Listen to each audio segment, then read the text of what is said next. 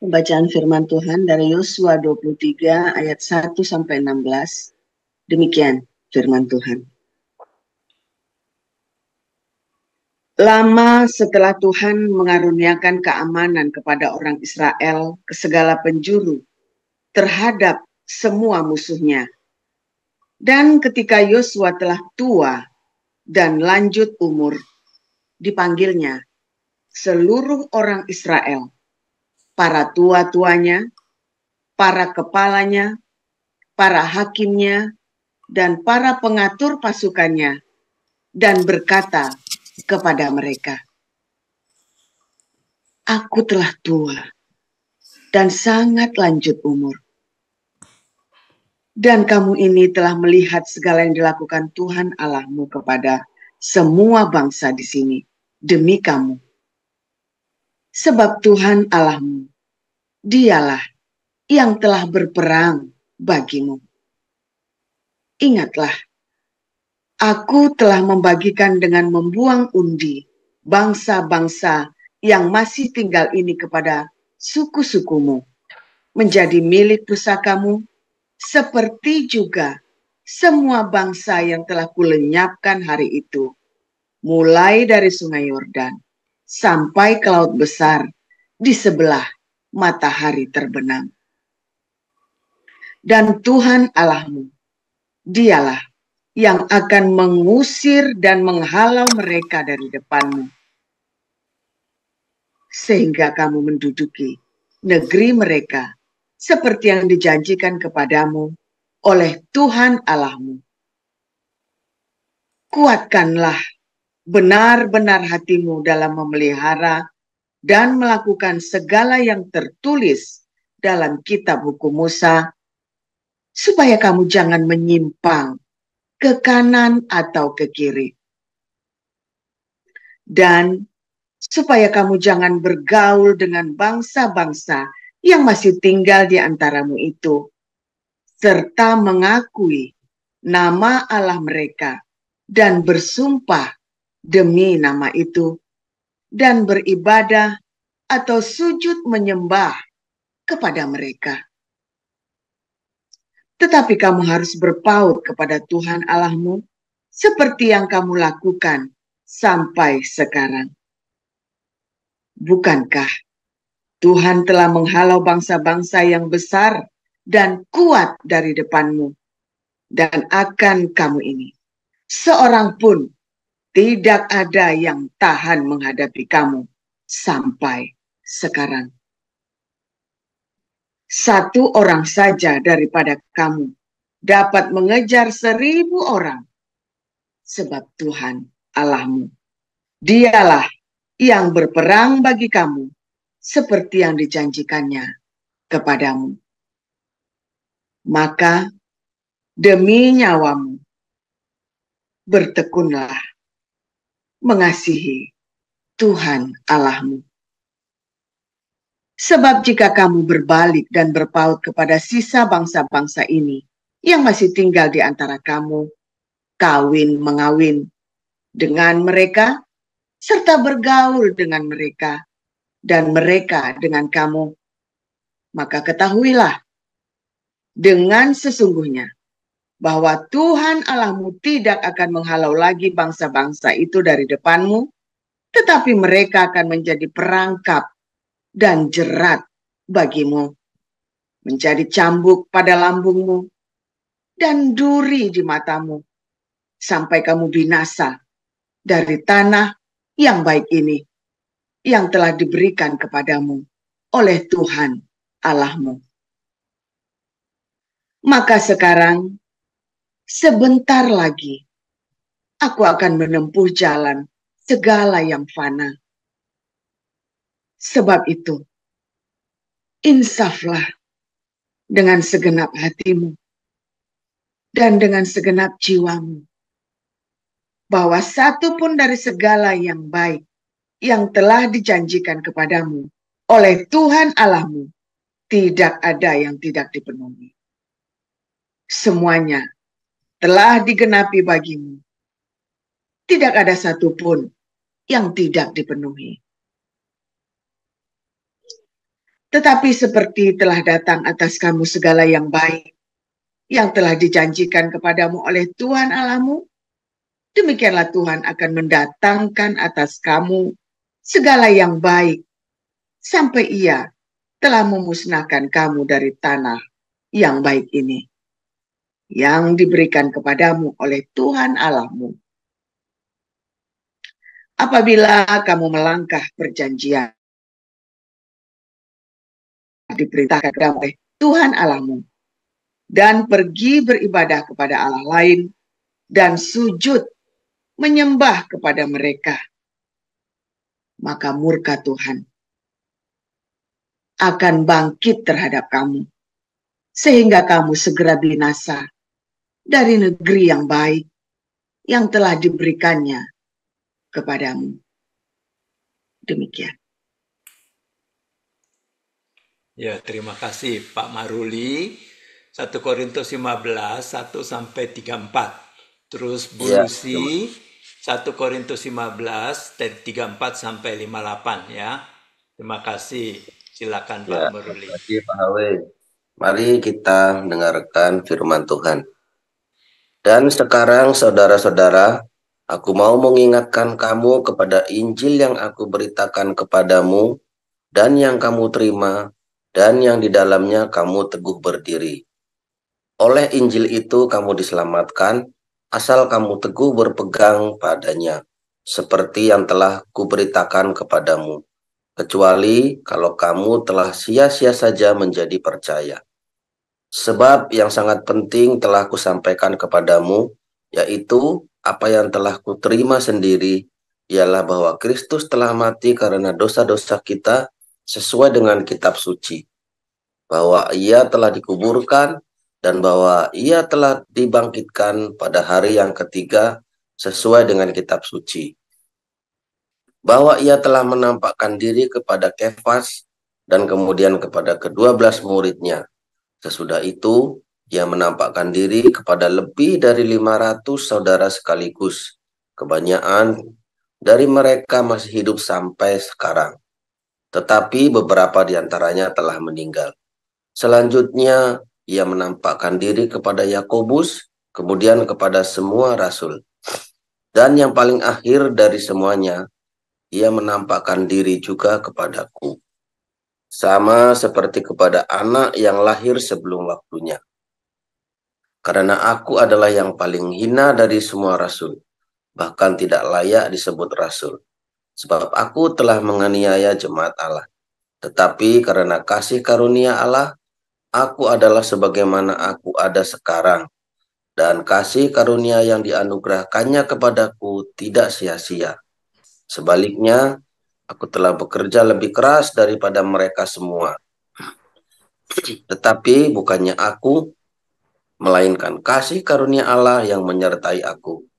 Sebab itu baik aku maupun mereka, demikianlah kami mengajar, dan demikianlah kamu menjadi percaya. Jadi bila mana kami beritakan bahwa Kristus dibangkitkan dari antara orang mati, bagaimana mungkin ada di antara kamu yang mengatakan bahwa tidak ada kebangkitan orang mati? Kalau tidak ada kebangkitan orang mati, maka Kristus juga tidak dibangkitkan. Tetapi andai kata Kristus tidak dibangkitkan, maka sia-sialah pemberitaan kami, dan sia-sialah juga kepercayaan kamu. Lebih daripada itu, kami ternyata berdusta terhadap Allah, karena tentang Dia kami katakan bahwa Ia telah membangkitkan Kristus, padahal Ia tidak dibangkitkannya. Kalau andai kata benar bahwa orang mati tidak dibangkitkan. Sebab jika benar orang mati tidak dibangkitkan, maka Kristus juga tidak dibangkitkan. Dan jika Kristus tidak dibangkitkan, maka sia-sialah kepercayaan kamu, dan kamu masih hidup dalam dosamu. Demikianlah binasa juga orang-orang yang mati dalam Kristus. Jikalau kita hanya dalam hidup ini saja menaruh pengharapan pada Kristus, maka kita adalah orang-orang yang paling malang dari segala manusia. Tetapi yang benar ialah bahwa Kristus telah dibangkitkan dari antara orang mati sebagai yang sulung dari orang-orang yang telah meninggal. Sebab Sama seperti maut datang karena satu orang manusia, demikian juga kebangkitan orang mati datang karena satu orang manusia. Karena sama seperti semua orang mati dalam persekutuan dengan Adam, demikian pula semua orang akan dihidupkan kembali dalam persekutuan dengan Kristus. Tetapi tiap-tiap orang menurut urutannya. Kristus sebagai buah sulung, sudah itu mereka yang menjadi miliknya pada waktu kedatangannya. Kemudian tiba kesudahannya, yaitu bila mana ia menyerahkan kerajaan kepada Allah Bapa, sesudah ia membinasakan segala pemerintahan, kekuasaan, dan kekuatan. Karena ia harus memegang pemerintahan sebagai raja sampai Allah meletakkan semua musuhnya di bawah kakinya. Musuh yang terakhir yang dibinasakan ialah maut, sebab segala sesuatu telah ditaklukkannya di bawah kakinya. Tetapi kalau dikatakan bahwa segala sesuatu telah ditaklukkan, maka teranglah bahwa ia sendiri yang telah menaklukkan segala sesuatu di bawah kaki Kristus itu tidak termaksud di dalamnya. Tetapi kalau segala sesuatu telah ditaklukkan di bawah Kristus, maka ia sendiri sebagai anak akan menaklukkan dirinya di bawah Dia, yang telah menaklukkan segala sesuatu di bawahnya, supaya Allah menjadi semua di dalam semua. Jika tidak demikian, apakah faedahnya perbuatan orang-orang yang dibaptis bagi orang mati? Kalau orang mati sama sekali tidak dibangkitkan, mengapa mereka mau dibaptis bagi orang-orang yang telah meninggal? Dan kamu juga, mengapakah kami setiap saat membawa diri kami ke dalam bahaya? Saudara-saudara, tiap-tiap hari aku berhadapan dengan maut demi kebanggaanku akan kamu dalam Kristus Yesus, Tuhan kita. Aku katakan bahwa hal ini benar. Kalau hanya berdasarkan pertimbangan-pertimbangan manusia saja aku telah berjuang melawan binatang buas di Efesus, apakah gunanya hal itu bagiku? Jika orang mati tidak dibangkitkan, maka marilah kita makan dan minum, sebab besok kita mati. Janganlah kamu sesat. Pergaulan yang buruk merusakkan kebiasaan yang baik. Sadarlah kembali sebaik-baiknya dan jangan berbuat dosa lagi. Ada di antara kamu yang tidak mengenal Allah. Hal itu kukatakan supaya kamu merasa malu. Amin. Baik, saya sambung. Tetapi mungkin ada orang yang bertanya, bagaimanakah orang mati dibangkitkan? Dan dengan tubuh apakah mereka akan datang kembali? Hai orang bodoh, apa yang engkau sendiri taburkan tidak akan tumbuh dan hidup kalau ia tidak mati dulu. Dan yang engkau taburkan bukanlah tubuh tanaman yang akan tumbuh, tetapi biji yang tidak berkulit, umpamanya biji gandum atau biji lain. Tetapi Allah memberikan kepadanya suatu tubuh seperti yang dikehendakinya. Ia memberi kepada tiap-tiap biji tubuhnya sendiri. Bukan semua daging sama. Daging manusia lain daripada daging binatang, lain daripada daging burung, lain daripada daging ikan. Ada tubuh surgawi dan ada tubuh duniawi. Tetapi kemuliaan tubuh surgawi lain daripada kemuliaan tubuh duniawi. Kemuliaan matahari lain daripada kemuliaan bulan. Dan kemuliaan bulan lain daripada kemuliaan bintang-bintang. Dan kemuliaan bintang yang satu berbeda dengan kemuliaan bintang yang lain. Demikianlah pula halnya dengan kebangkitan orang mati. Ditaburkan dalam kebinasaan, dibangkitkan dalam ketidakbinasaan. Ditaburkan dalam kehinaan, dibangkitkan dalam kemuliaan. Ditaburkan dalam kelemahan, dibangkitkan dalam kekuatan. Yang ditaburkan adalah tubuh alamiah, yang dibangkitkan adalah tubuh rohania. Jika ada tubuh alamiah, maka ada pula tubuh rohania. Seperti ada tertulis, manusia pertama, Adam menjadi makhluk yang hidup, tetapi Adam yang akhir menjadi roh yang menghidupkan. Tetapi yang mula-mula datang bukanlah yang rohania, tetapi yang alamiah. Kemudian barulah datang yang rohania. Manusia pertama berasal dari debu tanah dan bersifat jasmani. Manusia kedua berasal dari sorga. Makhluk-makhluk alamiah sama dengan dia yang berasal dari debu tanah, dan makhluk-makhluk sorgawi sama dengan dia yang berasal dari sorga. Sama seperti kita telah memakai rupa dari yang alamiah, demikian pula kita akan memakai rupa dari yang sorgawi. Saudara-saudara, inilah yang hendak kukatakan kepadamu, yaitu bahwa daging dan darah tidak mendapat bagian dalam kerajaan Allah, dan bahwa yang binasa tidak mendapat bagian dalam apa yang tidak binasa. Sesungguhnya aku menyatakan kepadamu suatu rahasia. Kita tidak akan mati semuanya, tetapi kita semuanya akan diubah dalam sekejap mata, pada waktu bunyi nafiri yang terakhir, sebab nafiri akan berbunyi dan orang-orang mati akan dibangkitkan dalam keadaan yang tidak dapat binasa, dan kita semua akan diubah. Karena yang dapat binasa ini harus mengenakan yang tidak dapat binasa, dan yang dapat mati ini harus mengenakan yang tidak dapat mati.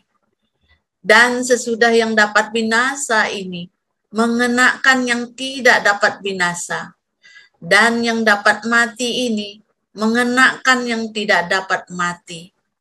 Maka akan genaplah firman Tuhan yang tertulis, maut telah ditelan dalam kemenangan. Hai maut, di manakah kemenanganmu? Hai maut, di manakah sengatmu? Sengat maut ialah dosa, dan kuasa dosa ialah hukum Taurat. Tetapi syukur kepada Allah yang telah memberikan kepada kita kemenangan oleh Yesus Kristus Tuhan kita. Karena itu, saudara-saudaraku yang kekasih, berdirilah teguh, jangan goyah, dan giatlah selalu dalam pekerjaan Tuhan, sebab kamu tahu bahwa dalam persekutuan dengan Tuhan, jerih payahmu tidak sia-sia. Demikian pembacaan firman Tuhan. Terima kasih. Terima Pak kasih para Amin. lektor, Bu Nerliana, Bu Maruli Siregar, dan Bu Lucy. Kita akan mendengarkan firman Tuhan pagi ini. Silakan Pastor Paul.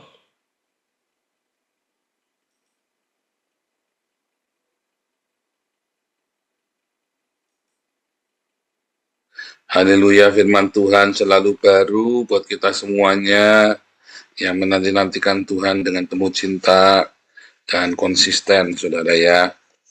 Saudara, tadi ayatnya bagus ya, pergaulan yang buruk merusak kebiasaan yang baik. Nah, di 1 Korintus 15 diawali dengan pertobatan, ya, dengan pertobatan. Lalu disita ya, sampai nanti kedatangan Tuhan yang kedua, ya, tentang kebangkitan orang mati. Tetapi di tengah jalan kita bergaul dengan orang-orang yang salah, saudara ya, dalam proses iman kehidupan kita itu kita bergaul dengan orang-orang yang salah. Saya tidak berkata bahwa Anda tidak boleh bergaul, berteman dengan orang yang di luar Kristen, bukan, saudara ya. Tapi yang tidak boleh Anda ya runtang-runtung sama mereka sampai Anda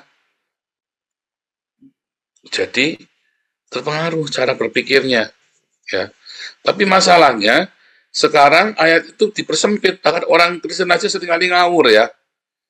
Anda kumpul sama orang yang tiap hari ributnya Tritunggal Wanes terus, Anda juga akan ikut kentir kayak mereka, sudah ikutan compong begitu ya. Nanti kamu tidak suka sama gereja itu, tidak suka gereja sana, tidak semua kamu anggap sesat semua, kamu sendiri tidak berbuah, yang adanya buah dada sama buah sakar aja tuh saudara ya. Kamu tidak berbuah, karena apa? Kamu runtang-runtung sama orang yang ributnya cuma dogma. Yang tidak, seringkali saudara ya, kita banyak menghakimi orang Katolik ya, saya lihat ya. Ada Esra Soru, ada si Budi Asali, ada Muriwali, ada siapa lagi itu ya. Banyak sekali menghakimi orang Katolik seakan-akan sesat. Saudara, saya kasih tahu Anda ya, saudara ya. Seringkali ya justru orang-orang Katolik ini yang banyak berbuah. Karena mereka tidak banyak tahu tentang dogma. Ya, mereka cuma tahu diajarin sama romonya, yuk kita mencintai, yuk langsung praktek diakonia, yuk kita langsung praktek ngunjungin orang sakit, yuk kita langsung praktek ke penjara. Lebih praktis. Namun orang-orang yang sok teorinya banyak itu tentang Alkitab itu, ya mereka kerjanya cuma debat, ya kan, debat kusir, ya kan, merasa dirinya paling hebat, sekolah juga enggak, ngerti juga enggak, kadang-kadang ya saudara ya. Akhirnya apa saudara yang terjadi? Orang-orang ini kemudian, itu tadi buahnya hanya buah dada dan buah sakar. Tapi di samping itu banyak orang-orang Katolik yang tidak memahami imannya juga. Nah, apa yang mereka lakukan? Mereka lakukan saja. Itu benar saudara ya. Jadi orang Katolik itu benar, yang penting lakukan.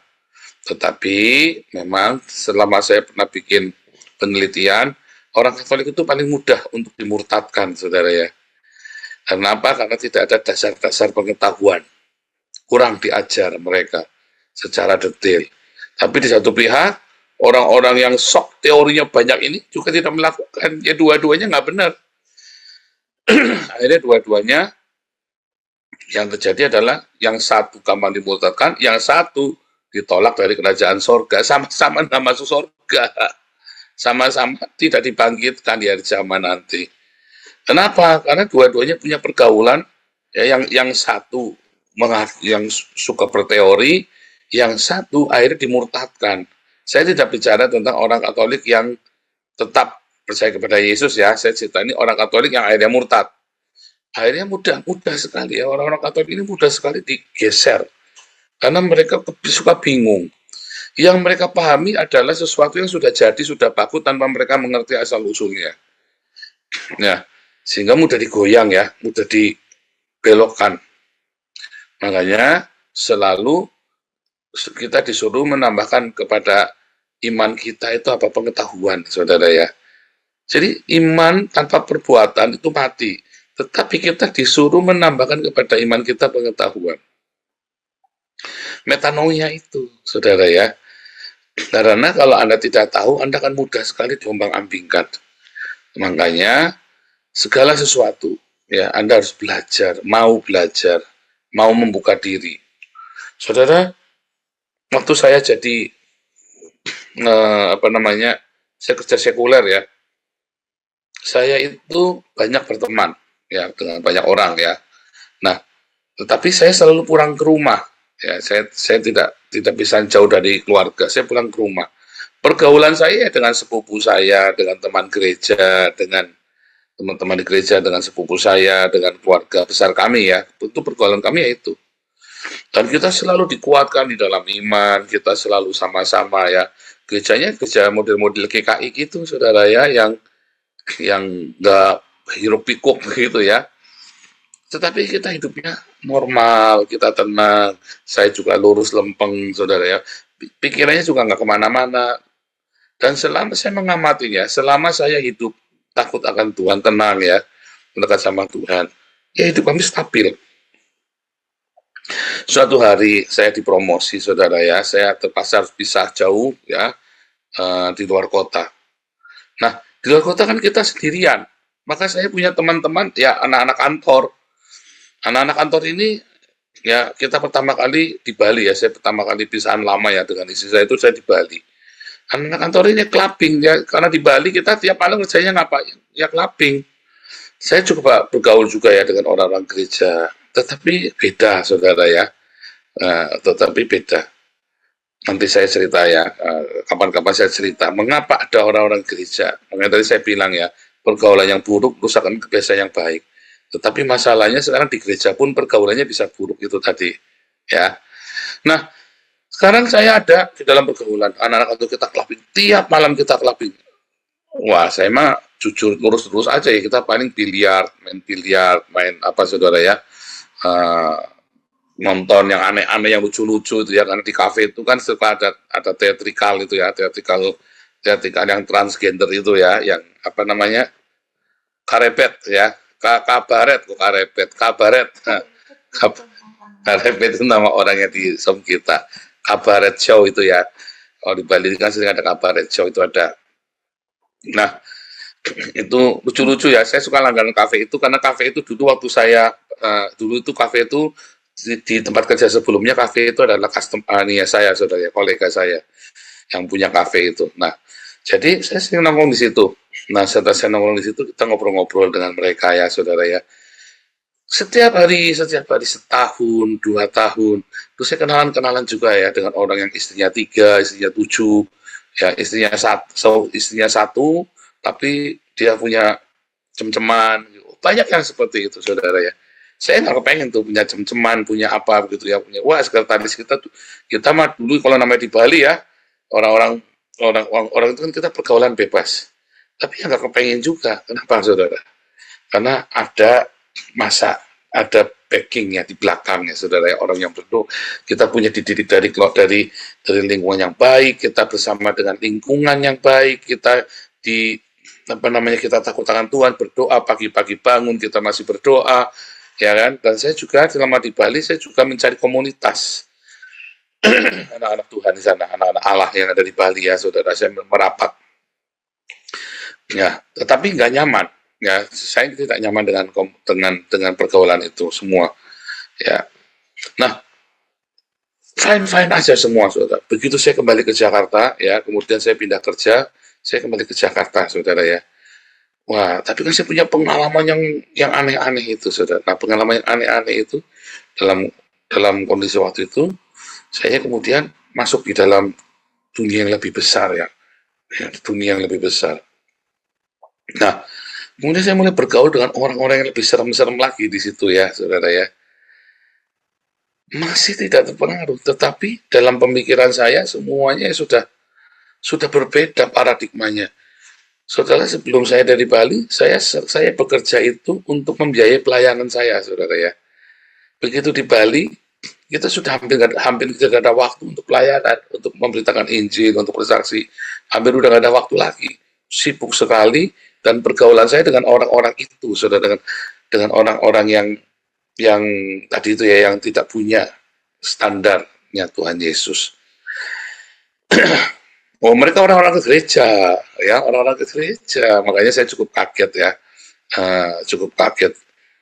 Saudara kalau ingat Hamilton Pangelah itu ya, pendirinya apa Love itu ya,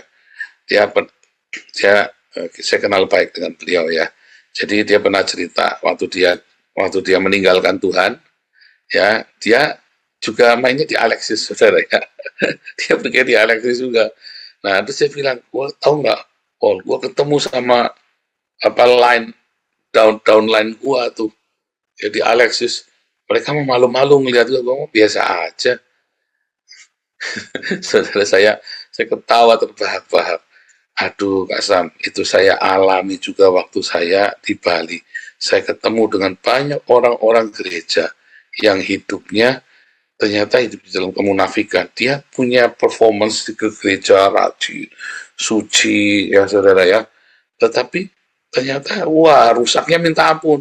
Ada orang yang rajin ke kelenteng. Oh, ini kelihatan orang beragama semua lah. Di waktu siang itu orang beragama semua. Begitu malam rusaknya minta ampun, saudara ya. Wah, itu ngeri ya, saudara ya. Aduh, saudara, kalau itu saya melihat dengan mata kepala sendiri rusaknya orang ya, saudara, di dunia malam itu ya. Waktu ngeri sekali, saudara ya. Tidak tergambarkan, kalau saya ceritakan itu sangat sangat benar-benar bikin panas dingin itu ya saudara ya. Itu pun saya tidak terpengaruh, tetapi begitu saya lepas dari itu saudara, saya kembali pelayanan di gereja full time 2008, spirit ya dalam tanda kutip ya, spiritnya itu nempel sama saya. Kalau bahasanya orang karismatik kan spiritnya nempel kan.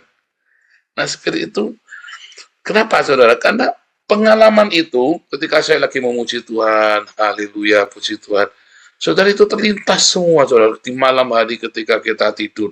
Biasanya kita tidur tenang saya sendirian, biasanya saya dengan hiruk pikuk klub itu. Selama saya pelayanan itu sepi kan, di malam itu kita sepi. Waktu tidur yang menjadi bayangan itu adalah saya lagi di tengah kelab itu dengan hiruk pikuk, dengan ekstasi, dengan semua yang barang-barang terlarang itu ya. Saya nggak pernah pegang, nggak pernah sentuh ya. Itu sudah prinsip yang tidak akan bisa diganggu. Kamu mau tawarin saya, mau bayar saya berapapun, tidak akan saya sentuh saudara ya. Saya pernah dipaksa ya, dipaksa sama salah satu kolega saya, orang penting ya, oh, harus minum ya. Jangan paksa saya Pak, saya marah saudara. Ini orang hebat sekali dan orang kaya-kaya sekali ya, yang teman baik. Orangnya juga sama saya, kita saling menghargai ya. Dia di atas saya lebih tua. Rahasianya dia di tangan saya, selingkuhannya dia di tangan saya, saudara.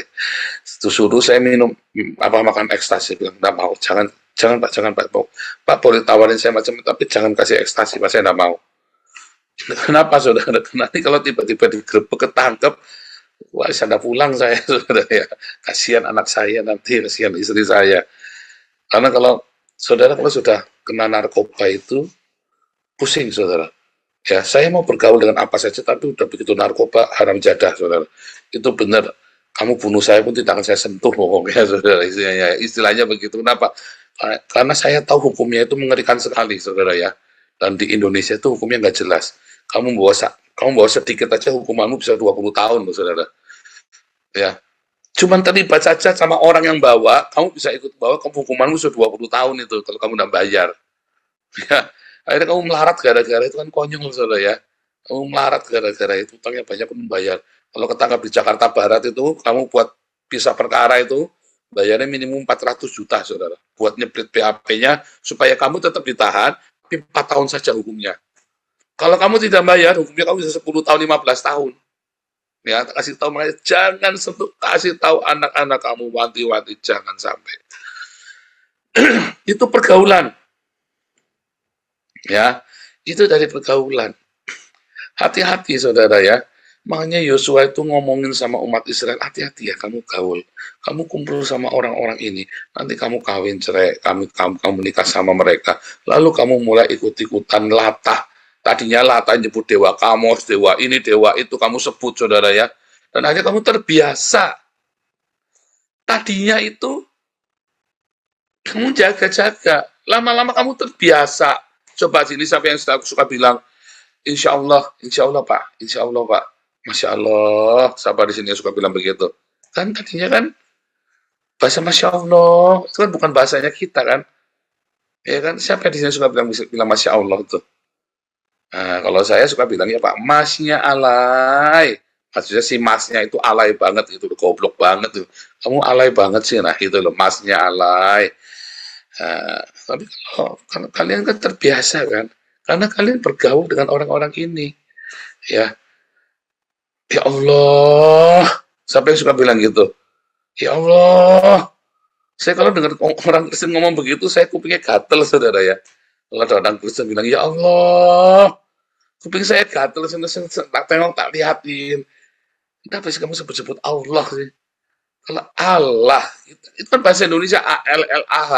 Bacanya Allah, bukan Allah. Bukan Allah. Allah, kita bilangnya Allah, karena itu bahasa Indonesia. Bahasa Arab yang di Indonesia kan. Kamu tidak perlu bilang Allah, bilangnya Allah. Ya Allah, Masya Allah. Nah itu omongan-omongan seperti itu bikin saya, nah itu kamu tuh sedang dibiasakan tiap hari. Nah itu yang dimaksud Yosua tuh saudara. Akhirnya kamu ketika convert nggak terlalu aneh. Kamu terbiasa dengan suara azan, ya kan? Kamu terbiasa dengan itu loh. Nah ketika kamu punya pergaulan kerap dengan itu, maka kamu kan terbiasa dengan hal itu, dan ketika kamu memakai imannya mereka pun, kamu tidak berasa. Ya, tetapi, ya saudara ya, dalam segala orang-orang Kristen pun, di dalam gereja pun punya pergaulan yang tidak baik.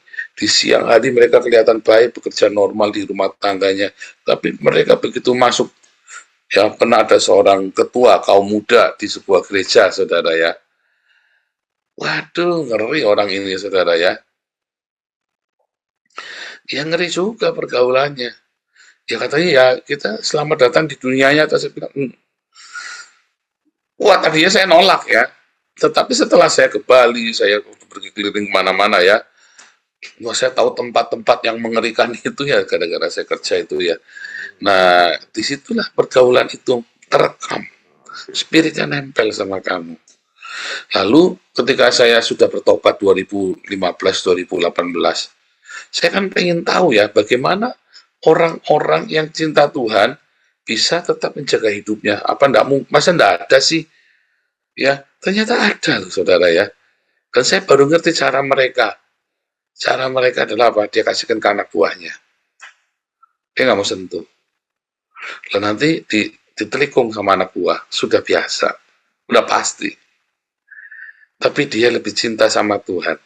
Jadi, kalau udah giliran entertain gitu, dia suruh anak buahnya. Ya, dan dia nggak mau sentuh. Wah, kalau gitu nyuruh orang berdosa. Enggak, anak buahnya seneng kok.